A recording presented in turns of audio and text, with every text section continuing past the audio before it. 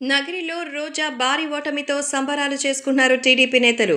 నగిరిలో రోజా ఓడిపోతుందని ఆమె పోటీ చేయక ముందు నుంచే తెలుసు. ఎందుకంటే అసలు ఆమెకి టికెట్ ఇస్తారో లేదో కూడా అనుకున్నారు.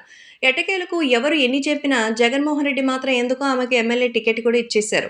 ఆ తర్వాత టీడీపీ శ్రేణులు కాదు, సొంత పార్టీ వాళ్ళు అంటే వైసీపీ నేతలకే రోజా అక్కడ పోటీ చేయడం ఇష్టం లేదు. ఆ విషయాన్ని ఆమె స్వయంగా చెప్పారు. మా పార్టీ వాళ్ళే నన్ను ఓడించాలని మరి టీడీపీతో జతకట్టి విష ప్రచారం చేస్తున్నారని చెప్పి ఎలక్షన్స్ టైమ్‌లో ఆమె చెప్పింది.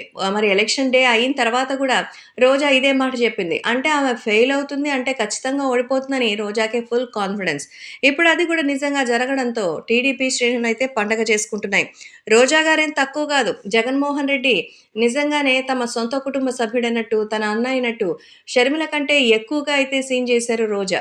ఆ తర్వాత జరిగిన పరిణామాలు అందరికీ తెలిసిందే. అటు టీడీపీలో చంద్రబాబు నాయుడుని గాని, ర మన లోకేష్‌ని గాని, అంతెందుకు భువనేశ్వరి, మరి అలాగే బ్రహ్మిణి లాంటి కుటుంబ సభ్యుల్లో ఉన్నటువంటి ఆడవాళ్ళని సైతం వదిలిపెట్టలేదు రోజా.